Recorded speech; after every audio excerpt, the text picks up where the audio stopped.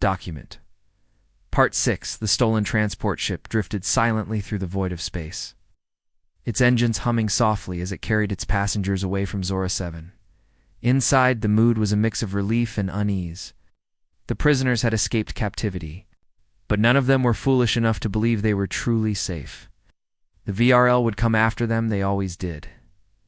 Ethan stood by the viewport, staring out at the endless expanse of stars. His mind raced with thoughts of what lay ahead. Freedom was fragile, and survival meant more than just running. They needed to plan a real one, something that went beyond mere escape and struck at the heart of the Vril's dominance. Claire joined him, her footsteps light against the metal floor. She hesitated for a moment before speaking. "You're thinking about what comes next, aren't you?" Ethan nodded without looking at her. "Can't keep running forever. Sooner or later, we'll run out of places to hide. And when that happens..."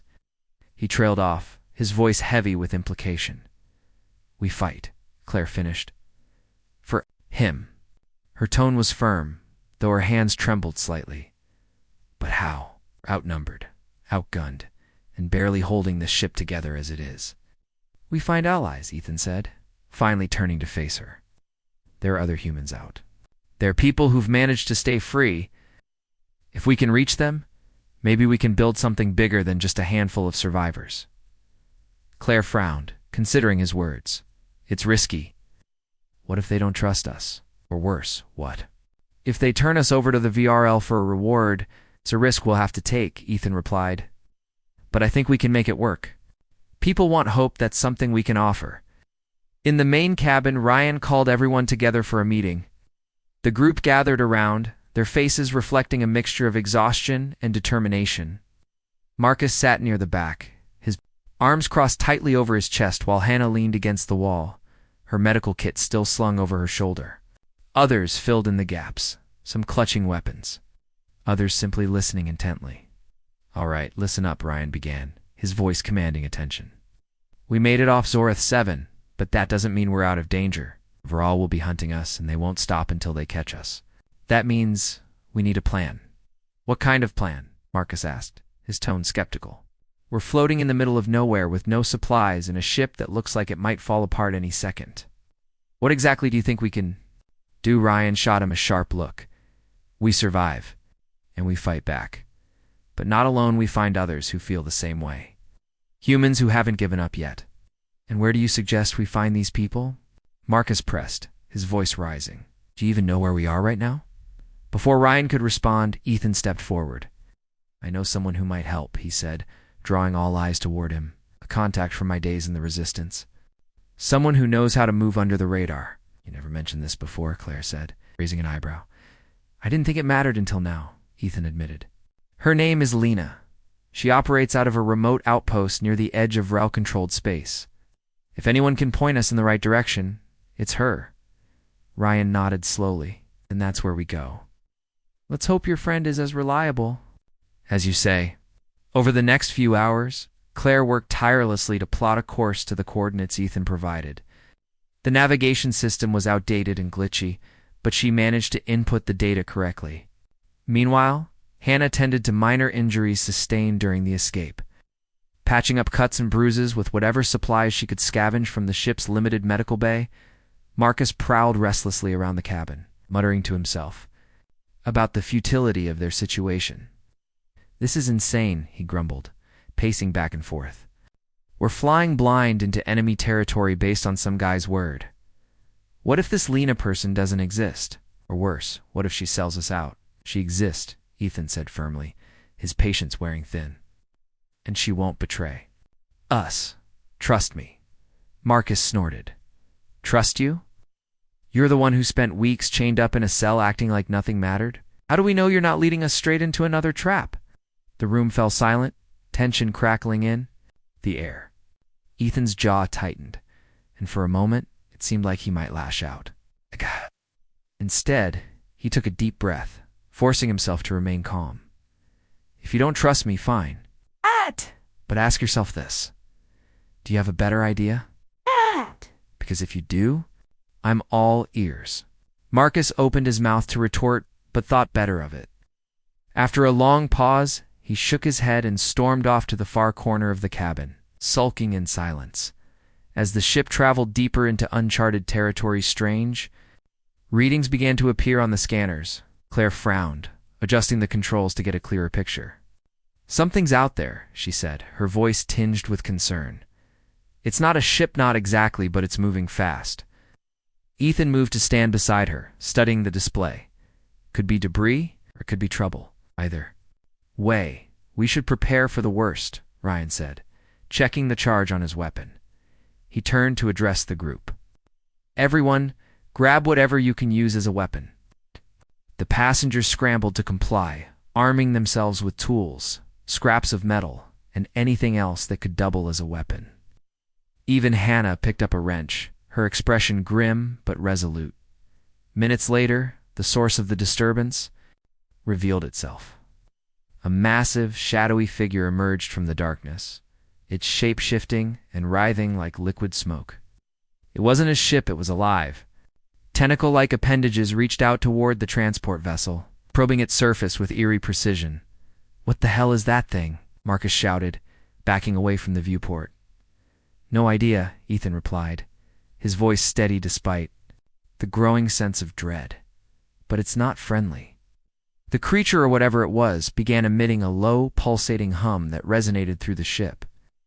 Lights flickered, and several systems went offline, plunging parts of the cabin into darkness. Alarms blared, adding to the chaos. "We're losing power," Claire yelled, frantically working to stabilize the engines. "Hold on." The ship shuddered violently as one of the tentacles wrapped around its hull, dragging it closer to the monstrous entity. Ethan grabbed hold of a nearby railing, bracing himself against the force of the movement. "We need to break free," he shouted. "Now." Ryan sprang into action, firing blasts from his weapon at the nearest appendage. The energy bolt struck true, causing the creature to recoil momentarily. Encouraged, the others followed suit, attacking the tentacles with everything they had. Hannah aimed carefully, striking weak points along the appendages with precise blows. Claire alternated between defending herself and trying to restore critical systems. Even Marcus found his courage, swinging a length of pipe with surprising ferocity. Ethan, meanwhile, focused on freeing the ship. Using his enhanced strength, he tore open a panel near the engine compartment, exposing the core mechanisms. Sparks flew as he rewired the circuits, rerouting power to the thrusters. "Almost there," he called out, sweat dripping down his face. With a final burst of effort, the engines roared back to life, propelling the ship forward with enough force to break free from the creature's grasp. The tentacles retreated, dissolving into the void as quickly as they had appeared. For a moment, the group stared in stunned silence at the emptiness outside the viewport. "What was that?" Claire whispered, her voice trembling. "I don't know," Ethan admitted, his expression grim, "but it's not gone, not completely." The ship resumed its journey. The encounter left everyone shaken. They had survived for now, but the experience served as a stark reminder of the dangers lurking in the vast unknown. The universe was full of threats, both alien and otherwise, and they couldn't afford to let their guard down. Ethan returned to the viewport, gazing out at the stars once again. His resolve hardened with each passing moment. No matter what challenges lay ahead, he knew one thing for certain: humanity's fight for freedom was far from over, and he intended to see it through to the end. Document Part 5. The transport bay was a sprawling chamber filled with rows of ships, each one gleaming under the harsh artificial lights. Most of the vessels belonged to the VRL, their sleek designs and alien technology marking them as far superior to anything humanity had ever created. But among the fleet stood an older, battered transport ship, clearly outdated compared to its counterparts, but still functional. It was this ship that Ethan and the others had targeted for their escape as they burst into the bay. The ragtag group of prisoners quickly fanned out, searching for cover while keeping an eye on the exits. The sound of boots pounding against the metal floor echoed from the corridors behind them, signaling the approach of VRL reinforcements. Time was running out. "Over there," Ryan shouted, pointing toward the transport ship. "That's our ride." Then didn't waste a second. He sprinted ahead, his chains clinking loudly with every step. Despite the noise, He moved with surprising speed, his enhanced strength allowing him to push past anyone in his path. Claire followed close behind, clutching a stolen plasma pistol tightly in her hands. Her heart raced as she glanced over her shoulder, expecting the VRL to appear at any moment. When they reached the ship, Hannah immediately went to work on the hatch controls. Her fingers danced across the panel, bypassing security protocols with practiced ease.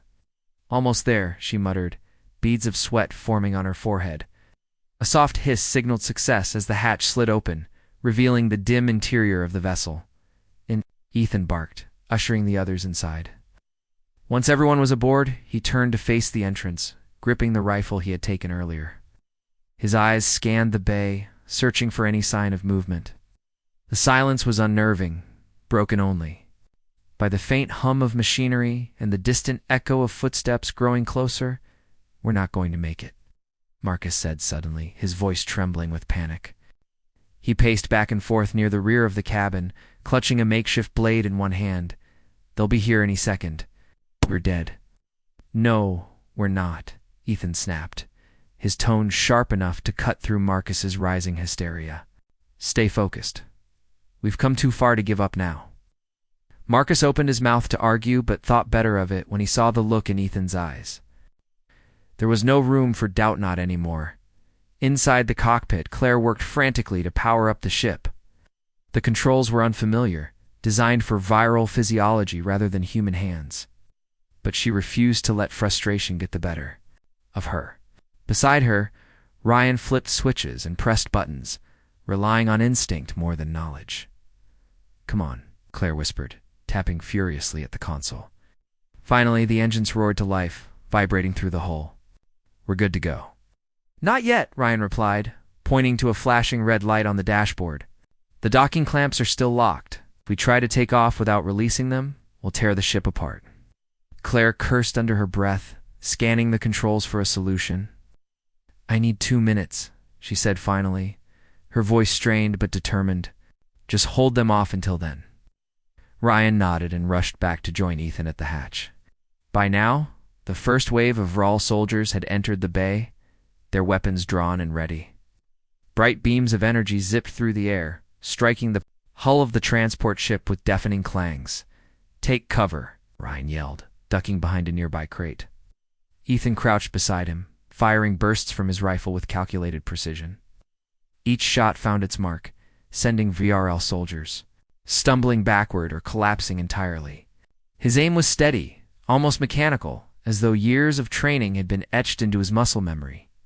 Behind them, Marcus and Hannah joined the fight, throwing whatever makeshift weapons they could find.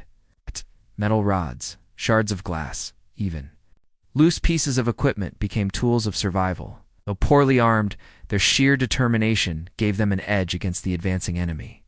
"They're closing in," Hannah shouted, hurling a chunk of debris at a VRL soldier who had gotten too close. The impact stunned him momentarily, giving her just enough time to dive behind cover. Ethan gritted his teeth, his muscles straining against the chains around his wrists. He wanted nothing more than to break free, to unleash the full extent of his strength, but he held himself back. "That wasn't the time." "Not yet, Claire. How much longer?" called out, dodging a blast of energy that singed the wall beside him. 30 seconds. Came her reply, laced with urgency. "Keep them busy." Ethan exchanged a glance with Ryan, both men understanding what needed to be done. With a nod, they sprang into action, charging forward to meet the VRL head-on. Their movements were coordinated, almost choreographed, as they fought side by side. Ethan's rifle fired rapidly, forcing the soldiers to retreat, while Ryan used his body as a shield, blocking incoming fire with incredible bravery. Back in the cockpit, Claire's fingers flew across the controls, her mind racing to solve the final puzzle. The red light blinked faster, warning her that time was slipping away. She muttered calculations under her breath, adjusting settings and rerouting power until finally, with a triumphant cry, the clamps released. "We're clear," she shouted, slamming her palm against the launch button. The ship shuddered violently. As it lifted off the ground, its engines roaring to full capacity. Outside, The remaining VRL soldiers scrambled to avoid being crushed beneath the rising vessel. Ethan and the others stumbled back into the cockpit, their faces streaked with dirt and sweat. Go, go, Ryan urged, gripping the back of Claire's seat. As the ship accelerated toward the exit, the bay doors began to close automatically, triggered by the station's defense systems. The gap was shrinking fast, leaving barely enough room for the transport ship to slip through. Claire clenched the controls tightly, her knuckles white as she guided the vessel toward freedom. With a deafening roar, the ship shot forward, narrowly avoiding collision with the closing doors. For a brief moment, everyone held their breath, unsure if they had made it. Then, with a collective sigh of relief, they watched as the orbital prison faded into the distance behind them. Once they were safely in space, the reality of what they had accomplished began to sink in. The prisoners cheered and hugged one another, tears streaming down their faces as the weight of their ordeal lifted. Even Marcus managed a shaky smile, though his hands still trembled from adrenaline. Ethan stood silently by the viewport, gazing out at the stars. His expression was unreadable, but the tension in his shoulders suggested he wasn't ready to celebrate. Just yet, Claire approached him cautiously, placing a hand on his arm. "You did it," she said softly. "We're free." "For now," Ethan replied, his voice tinged with caution. "But this isn't over. The VRL won't stop chasing us. We can't keep running forever." Claire nodded, understanding the gravity of his words. "So what do we do next?" Ethan turned to face her, his blue eyes blazing with resolve. "We fight. Not just for ourselves, but for everyone still trapped back there. It's time to show the VRL that humanity isn't finished." As the ship drifted further into the vast expanse of space, Ethan felt a renewed sense of purpose. The chains that bound him, both literal and figurative, were beginning to loosen. And though the road ahead would be long and perilous, he knew one thing for certain. The battle had only just begun. Document. Part 4. The next morning, Ethan and Claire returned to their cell, exhausted but energized by the possibilities they had uncovered. The narrow ventilation shafts had been cramped and uncomfortable, but the information they gathered was worth every second of discomfort. Now, sitting on the cold floor of their cell, they began piecing together a plan. "We need to act soon," Ethan said, his voice low but firm. "Kale's arrogance is growing. If we wait too long, he'll make another move, something worse than that sonic orb." Claire nodded, her green eyes sharp with determination. "You're right. But we can't do this alone. We'll need help." From the others, Ethan hesitated, his brow furrowing. "I don't know. Bringing in more people increases the risk of someone slipping up. One wrong word, and the whole plan falls apart." "I get that," Claire replied, leaning forward. "Slightly. But think about it, Tiff. We want to pull this off. We'll need numbers, strength, and not everyone here is weak or scared. Some of them might be willing to fight if they see a real chance." Ethan sighed, running a hand over his face. He knew she had a point, but trusting others wasn't easy, not after everything he'd been through. Still, he couldn't deny that. 2 people alone wouldn't be enough to take on the VRL. Slowly, he nodded.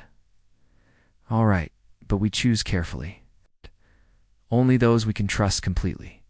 Later that day, Claire approached Ryan Doyle, one of the few prisoners who still carried himself with a sense of purpose. Ryan was older than most, with graying hair and a scar running down the side of his face. Before being captured, he had been a leader in the resistance, a fact that earned him both respect and suspicion among the other inmates.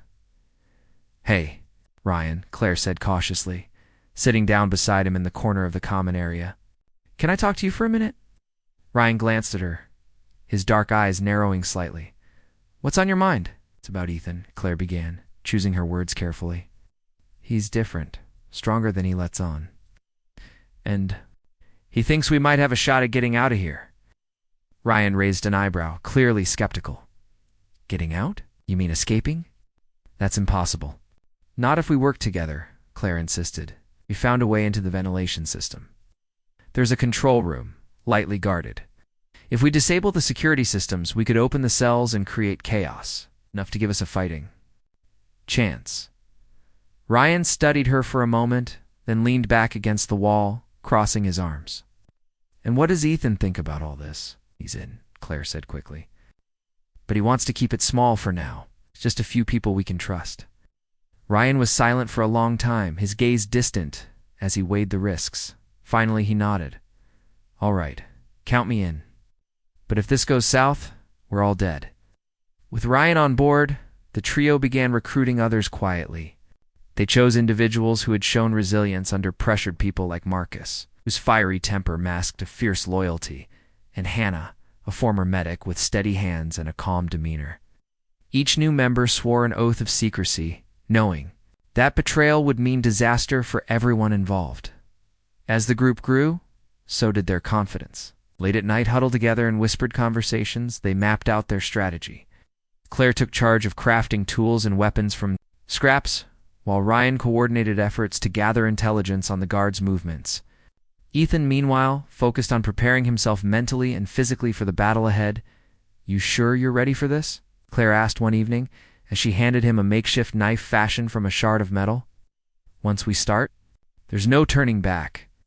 Ethan gripped the weapon tightly, testing its weight in his hand.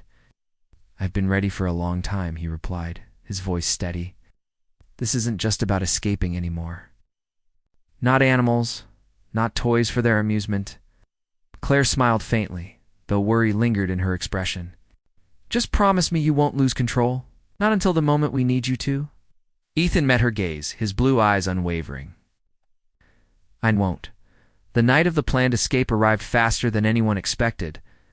Tension hung thick in the air as the prisoners prepared themselves, hearts pounding with a mix of fear and anticipation. Claire double-checked the crude tools they had assembled, ensuring each piece was sturdy enough to withstand use. Ryan reviewed the plan one last time with the others, emphasizing timing and coordination. When the guards' patrol patterns aligned perfectly, Ethan gave the signal. Quietly, the group moved into action. Claire and Hannah climbed onto Ethan's shoulders once again, removing the vent cover and slipping inside the ducts. Ryan and Marcus stayed behind, ready to create a distraction when the time came. Crawling through the ventilation system was even harder this time, with adrenaline coursing through their veins. Every creak of the metal, every breath they took, felt deafening in the silence. Finally, they reached the grate overlooking the control room. Below them, the two VRL guards stood casually, chatting in their alien language. Now, Ethan whispered, nodding toward Claire. Claire pulled a small device from her paquita, a smoke bomb she had rigged together using materials scavenged from the storage room. She dropped it through the grate, watching as it hit the floor and released a thick cloud of gray smoke. The guards coughed and stumbled, momentarily blinded. Seizing the opportunity, Ethan kicked the grate open and dropped down into the room, landing silently despite the chains around his wrists. With swift, practiced movements, he disarmed one. Garden knocked him unconscious. Claire followed close behind, tackling the second guard before he could sound the alarm. Hurry, she urged, glancing nervously at the door. We need to disable the locks. Ethan moved to the nearest console, his fingers flying over the unfamiliar controls. The interface was complex, designed for VRL physiology rather than human hands. But he managed to override the security protocols. One by one, the cell doors throughout the prison slid open with a metallic hiss. Chaos erupted almost instantly. Prisoners poured into the corridors, shouting and cheering as they realized what was happening. Ryan and Marcus led a group in attacking the nearest guards, armed with makeshift weapons and sheer determination. The VRL, caught off guard by the sudden uprising, scrambled to regain control. Back in the control room, Claire worked frantically to lock down additional sections of the station, cutting off reinforcements and giving the prisoners a crucial advantage. We've got maybe 5 minutes before they regroup, she warned, her voice tight with urgency. That's all we need, Ethan replied, grabbing a discarded VRL rifle from the floor. He tested the trigger, satisfied to find it fully charged. Let's move. As they stepped back into the corridor, the scene was one of organized chaos. Prisoners fought alongside one another, their fear transformed into fury. Ethan led the charge, his presence inspiring those around him. Even chained, he moved with a grace and power that left the VRL reeling, but the victory was short-lived. A loud alarm blared overhead, accompanied by flashing red lights. Reinforcements were coming in fast. Fall back, Ryan shouted, waving the group toward the transport bay where their stolen ship awaited. We can't hold them off forever. Ethan hesitated, torn between staying to fight and retreating to safety. Claire grabbed his arm, pulling him along. Come on, we've done enough damage. Let's finish this. Reluctantly, Ethan followed, casting one last glance at the battlefield behind them. For the first time in years, he felt alive, truly alive. But he also knew the hardest part was yet to come. As they sprinted toward the transport bay, the echoes of gunfire and shouts fading behind them, Ethan vowed silently that this was only the beginning. The war was far from over. Document. Part 3. The days that followed Kale's demonstration of the sonic orb were tense and heavy. The prisoners avoided eye contact with one another, their spirits crushed by the memory of the pain they had endured. Ethan could feel the weight of despair settling over the cell block like a thick fog. Even Claire, who usually kept her chin up no matter what, seemed quieter than usual. But Ethan wasn't ready to give in to hopelessness. He'd spent too many years fighting not just against enemies, but against his own inner demons to let Kale win so easily. As he sat on the cold floor of his cell, he replayed the events of the past few weeks in his mind, searching for any detail that might help them turn the tide. You're thinking about something? Claire said finally, breaking the silence. Between them, she was sitting cross-legged a few feet away, her hands resting loosely in her lap. Her voice was soft, almost hesitant, as if she wasn't sure whether or not to interrupt his thoughts. Ethan glanced at her, his expression unreadable. Just trying to figure out how we can use what happened to our advantage, he admitted. Kale made a mistake showing us that orb. Claire frowned. A mistake? How? He got cocky, Ethan explained. He thinks we're powerless, that there's nothing we can do to fight back. And he's right. For now. But arrogance makes people sloppy. If we can find a way to exploit that, we might have a chance. Claire nodded slowly, absorbing his words. Okay, but how do we do that? We don't even know where they keep the orb or anything else useful for that matter. Start small, Ethan replied. We gather information. Watch the guards. Learn their routines. Every little detail matters. The more we know, the better prepared we'll be. Claire hesitated, then leaned closer. And what about you? Are you really okay after everything? Ethan didn't answer immediately. Instead, he flexed his fingers, testing the chains around his wrists. They clinked softly, the sound reverberating through the cell. Finally he spoke, his tone measured but firm. I've been through worse. This isn't the first time someone's tried to break me, and it won't be the last. Claire studied him carefully, noting the steel in his voice and the determination in his eyes. She wanted to believe him, to trust that he truly was as strong as he claimed. But she couldn't ignore the flicker of doubt that lingered in the back of her mind. What if pushing himself too far brought out the side of him he feared most? Over the next several days, Ethan and Claire began observing their surroundings more closely. They took turns keeping watch, noting when the guards changed shifts, how often patrols passed by, and which areas of the corridors seemed less monitored than others. It was slow, tedious work, but both of them knew patience was key.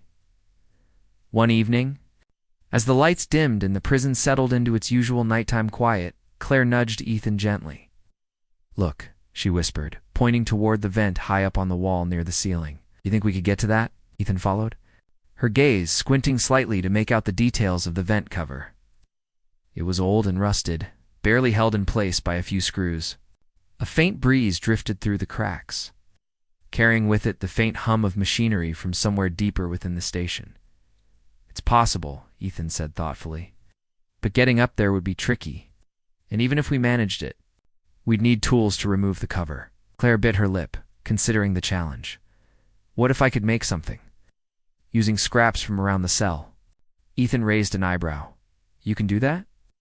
I'm an engineer, Claire reminded him with a small smile. Well, I used to be before all this. Give me some time, and I can rig something together.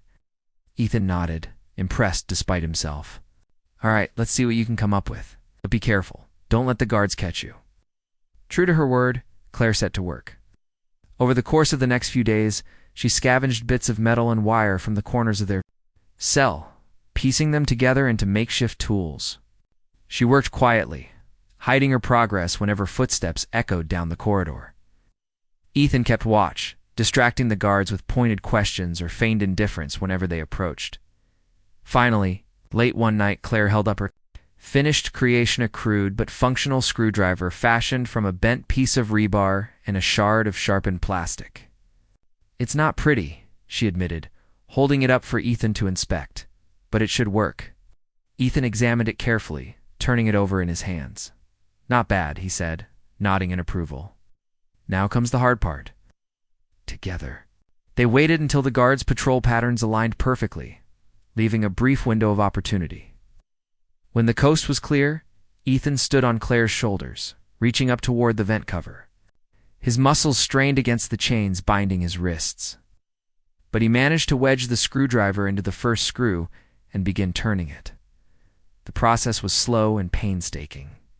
Each movement deliberate to avoid making noise. Sweat dripped down Ethan's face as he worked, his arms burning from the effort. Beside him, Claire steadied herself against the wall, whispering encouragement under her breath. After what felt like hours, the final screw came loose, and the vent cover fell silently into Ethan's waiting hands. He handed it down to Claire before pulling himself up into the narrow duct. The space was cramped and dark, forcing him to crawl on his elbows and knees.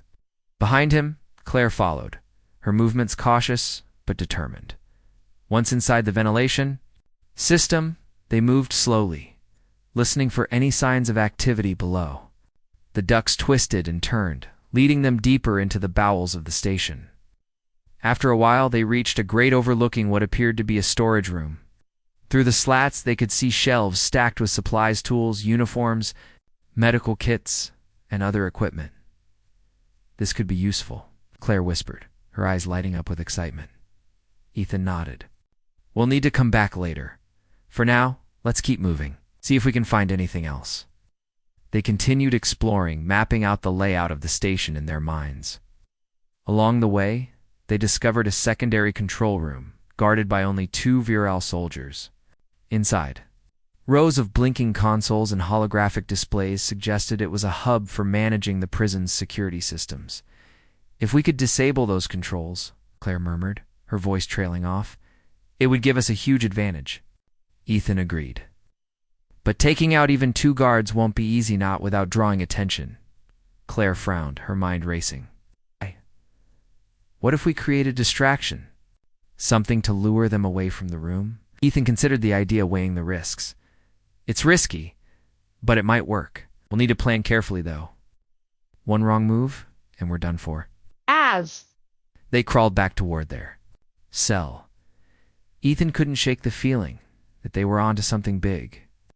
For the first time since his capture, he allowed himself a glimmer of hope. Maybe, just maybe, they stood a chance. But as much as he wanted to believe in their plan, he knew the hardest part was still ahead. And deep down, he wondered if he was truly ready to face what lay beyond the chains. Document. Part 1. Ethan Carter sat on the cold, hard floor of his cell, his back pressed against the dull gray wall. The air smelled faintly of rust and sweat, a constant reminder of how long he had been locked away. His hands were cuffed with thick metal chains that dug into his skin every time he moved. He didn't bother trying to adjust them anymore. Over time, he had learned that struggling only made the pain worse.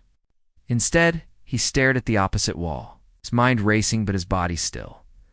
The cell was small, barely big enough for 2 people to stand side by side, and dimly lit by a flickering light embedded in the ceiling. It buzzed softly, the sound almost hypnotic after so many days of hearing it. Across from him, Claire Bennett sat cross-legged on her own patch of the floor. Her brown hair hung loose around her face, tangled and dirty from weeks without proper care. She was younger than Ethan, maybe mid-20s, but there was a sharpness in her green eyes that suggested she wasn't someone to underestimate. Claire glanced over at Ethan occasionally, studying him when she thought he wasn't looking. There was something about him that intrigued her. Most prisoners broke down eventually under the weight of captivity, the endless taunts, the lack of freedom, the feeling of being less than human. But Ethan, he seemed different. Quiet, yes, and reserved, but not broken. If anything, he looked like a man waiting for the right moment to act. The sound of footsteps echoed down the corridor outside their cell, pulling both of them out of their thoughts. Heavy boots clanked against the metal floor, accompanied by the low hum of voices speaking in a language neither Ethan nor Claire understood. The VRL were coming. Again. The VRL were an alien species far more advanced than humanity, both technologically and physically. Tall and slender, with skin that shimmered like oil under light, they carried themselves with an air of superiority that grated on even the most submissive humans. To the VRL, humans weren't just inferior, they were amusing, like animals in a zoo, kept alive for entertainment value rather than any real purpose. The cell door slid open with a hiss, revealing Overseer Kale.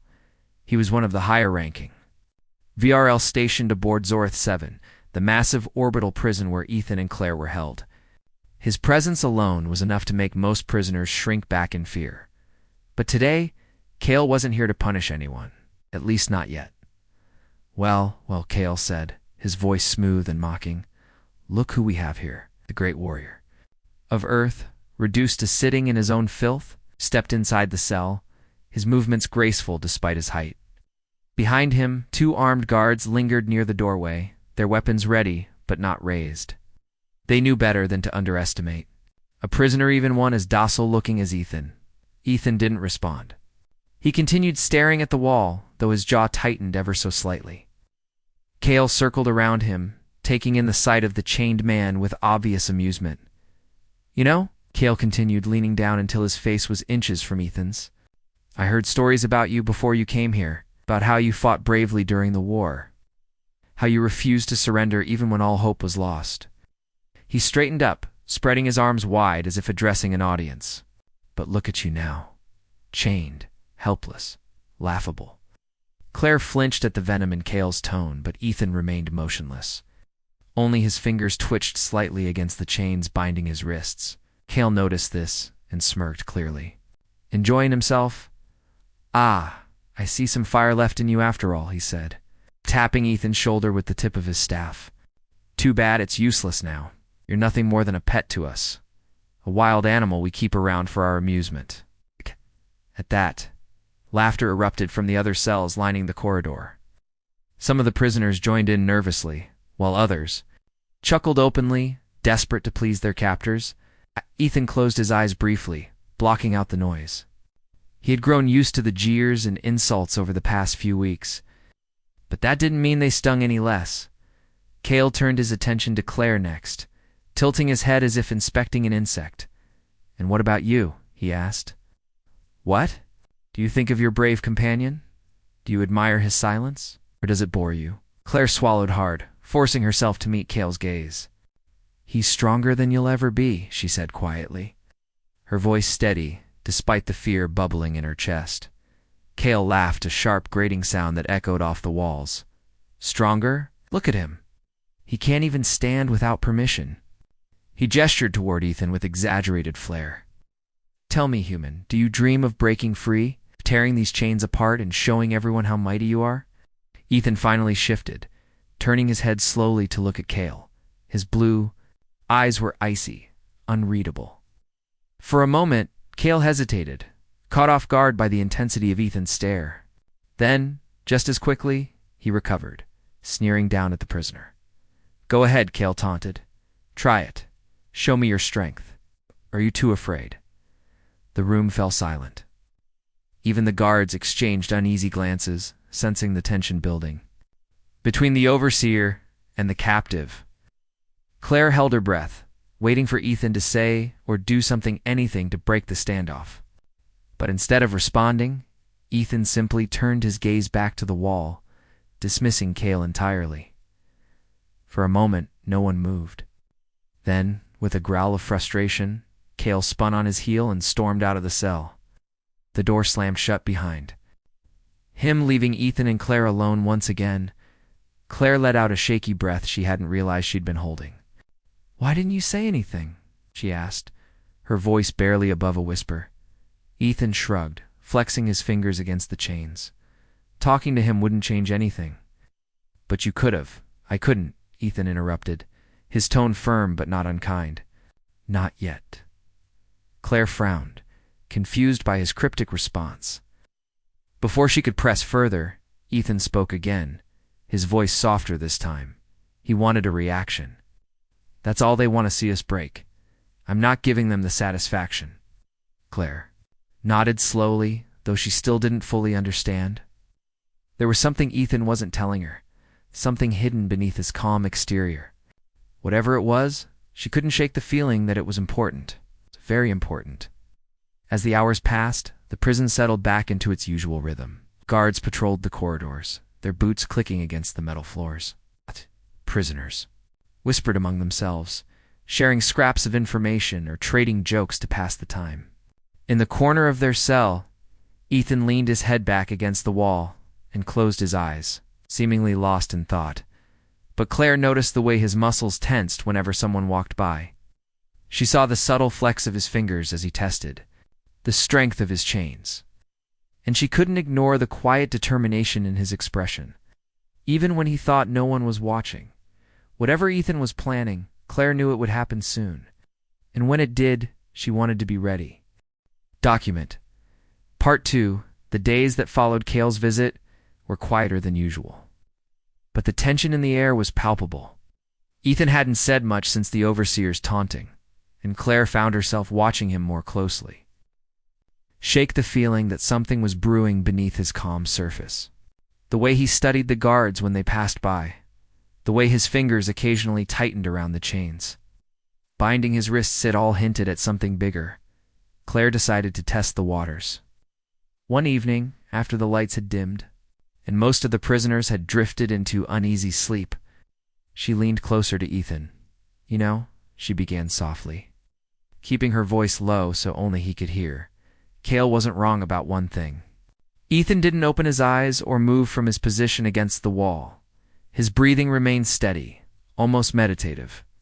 For a moment, Claire thought he might ignore her entirely. But then, without looking at her, he replied, "What's that?" "Called you strong," Claire said, choosing her words carefully. "I've seen the way you carry yourself. You're not like the others here. There's something about you, something different."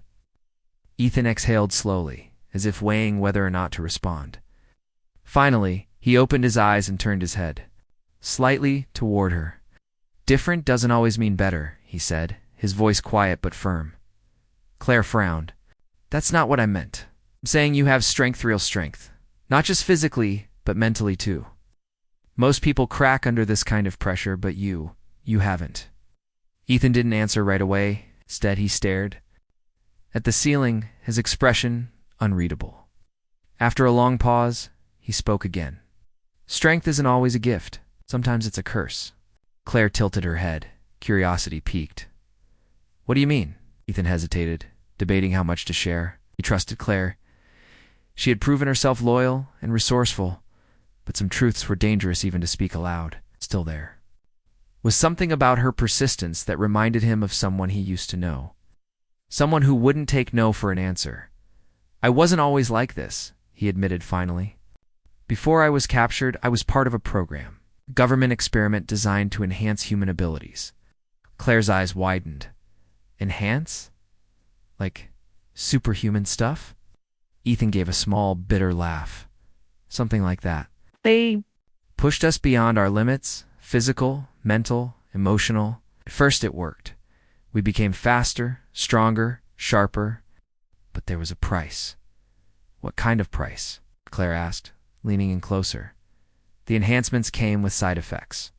Ethan explained. "Uncontrollable bursts of aggression, loss of self-control. Some of us snapped, hurt people we cared about. It got bad enough that the program was shut down, and those of us who survived were labeled liabilities, dangerous." Claire absorbed this information silently, her mind racing. "So that's why you're holding back," she said after a moment. "You're afraid of losing control again?" "It's not just fear," Ethan corrected her. "It's responsibility. If I let go for a second, I could hurt innocent people, maybe even kill them, and I won't risk that." Claire nodded slowly, understanding dawning on her face. "But what if holding back means letting others suffer? What if doing nothing costs lives too?" Ethan didn't respond immediately. The question hung heavy between them, unanswered. Claire could see the conflict in his eyes, the struggle between duty and desire, between restraint and release. She knew she had struck a nerve. But she also knew she couldn't push him further tonight. The next morning brought a new wave of chaos. A group of Ryle soldiers marched down the corridor, their boots clanging loudly against the metal floor. They stopped outside a neighboring cell and dragged out a prisoner named Marcosa, a wiry man with shifty eyes and a reputation for causing trouble. Marcus struggled and shouted as they hauled him away, his cries echoing through the prison. "What's going on?" Claire whispered to Ethan, her brow furrowed with concern. Ethan shrugged, though his jaw tightened slightly. Probably another interrogation. Marcus has been stirring up dissent among the prisoners. The VRL don't tolerate rebellion. Sure enough, a short while later, Marcus returned, limping and bruised. The guards shoved him back into his cell, leaving him sprawled on the floor. As soon as the door slid shut, Marcus glared at the other prisoners, his anger boiling over. "This is insane." He spat, his voice hoarse but loud enough to draw attention. "We're sitting ducks in here, waiting to die while those monsters parade around like gods. Why aren't we fighting back?" "Fighting back?" One of the nearby prisoners scoffed. "With what? Our bare hands? You saw what happened last time someone tried to resist." Marcus clenched his fists, his frustration mounting. "At least we'd go down swinging instead of cowering like cowards." His words sparked murmurs among the other inmates. Some agreed with him, nodding quietly, while others shook their heads in disapproval. Ethan watched the exchange silently, his expression unreadable. Claire leaned closer to him. "Do you think he's right?" she asked. "Should we be trying to fight?" Ethan didn't answer right away. Instead, he focused on Marcus, studying the man's body language. "He's angry," Ethan said finally, "and scared. That's a dangerous combination." "But isn't anger fuel for action?" Claire pressed. "If everyone felt the way Marcus does, maybe we could actually do something or get ourselves killed," Ethan countered. "Rebellion takes more than rage. It takes planning, coordination, and sacrifice. Right now, we're too divided, too weak. Any attempt to fight would end in disaster." Claire fell silent, considering his words. She wanted to argue, to insist that they couldn't give up hope completely. But deep down, she knew Ethan was right. Without a plan or a leader, they were doomed to fail. Later that day, the tension reached a breaking point. Cale appeared once again, flanked by his usual entourage of guards. This time, however, he carried a strange device in his hand, a small, glowing orb that pulsed with an eerie blue light. The sight of it sent a ripple of unease through the prisoners, though none of them dared to speak. Cale stopped in front of Ethan and Claire's cell, his sharp features twisted into a smirk. "I have a surprise for you," he announced, holding up the orb. "A demonstration of what happens to those who defy us." Without warning, he activated the device. A high-pitched whine filled the air, followed by a blinding flash of light. Pain shot through Ethan's skull, forcing him to clutch his head and grit his teeth. Beside him, Claire cried out, collapsing to her knees as waves of agony washed over her. The other prisoners screamed, covering their ears and writhing on the ground. Even those in distant cells weren't spared. The sound seemed to penetrate every corner of the prison. Through the haze of pain, Ethan realized the orb was emitting some kind of sonic weapon, designed to incapacitate its victims. Cale laughed, clearly enjoying the spectacle. "This is what resistance earns you," he sneered, pacing in front of the cell. "Pain, humiliation, death. So tell me, Humanar, you still so eager to play hero?"